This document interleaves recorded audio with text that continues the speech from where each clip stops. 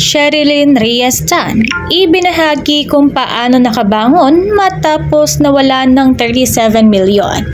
Maaliwalas ang aura ni Sherilyn Reyes-Tan sa isang online interview habang ibinabahagi kung paano siya nakabangon matapos mawala ng 37 milyon dahil sa isang swindling incident noong 2019. Sa interview ni Julius Babaw, ayon kay Sherilyn, unti-unti nang nakaka-recover ang pamilya nila sa trahedyang kinasangkutan. Magaan na ang loob niya dahil nababayaran na raw nila ang mga taong naghahabol sa kanila. Yung mga major tapos na. Maraming tumulong. Meron pa kaming konti. Willing to wait na sila, saad ni Sherilyn. Ikinuwento ng 40-year-old actress ang background ng naganap na swindling incident. Bukod sa pag-aartista ay reseller ng luxury bags and other items si Sherilyn. Sa business na ito ay nagkaroon daw siya ng isang kaibigan doktora na bumibili at nagre-resell ng bags sa kanya. Matapos ang 2 taon nilang pagkakaibigan ay inilapat umano ng doktor si Sherilyn sa isang presidente ng kumpanyang may pawn shop. Nag-offer daw ang presidente ng pawn shop kay Sherilyn na ipasok ang luxury items niya sa pawn shop para magsilbing dagdag inventaryo nito. Saad ni Sherilyn, para kunwari nag-i-increase yung books ng pawn shop. Since kanila na rin yun. And then pag meron kang client, that's when you pull out. Pakita mo. Pag nabenta, edi nabenta. Pag di nabenta, edi ibalik mo.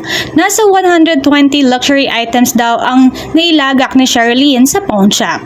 Ang mali umano ni Sherilyn ay nagtiwala siya sa kaibigang doktor at pinakonsign ang kanyang items nang walang bayad o tubo. Nang matanggal ang presidente sa kumpanya nito, ay nabulgar ang totoong suliranin ni Sherilyn. The president of that company, tinanggal ng owner. Siguro they probably discovered na, uy, ano itong ginagawa nyo? So tinanggal si presidente. Nawala ng identity si doktora, so hindi niya ma-pull out yung mga bags niya. Hindi niya mahiram, paliwanag ng actress.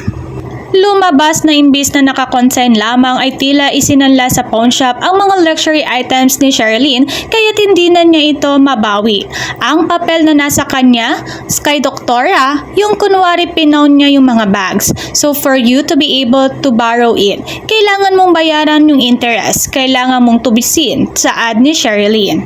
Hindi raw alam ni Sherilyn kung may nakuha bang pera ang presidente at ang doktora sa pagpapahiram o pagsasanglalang luxury items niya. Sa huli ay si Sherilyn ang hinabol ng suppliers at kinailangan niyang magbayad ng 37 million plus interest. Sinubukan daw niyang magsampa ng kaso ngunit wala pang resolusyon ito. Anong nangyari sa kaibigan niyang doktora? Tumbakas na. Pinatakas ng family. Pahayag ni Sherilyn.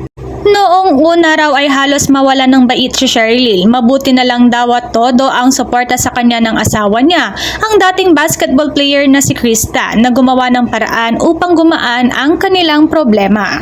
Sa kabila ng lahat ng ito ay nasiguro ni na Sherilyn at Chris na magiging matatag ang kanilang pamilya.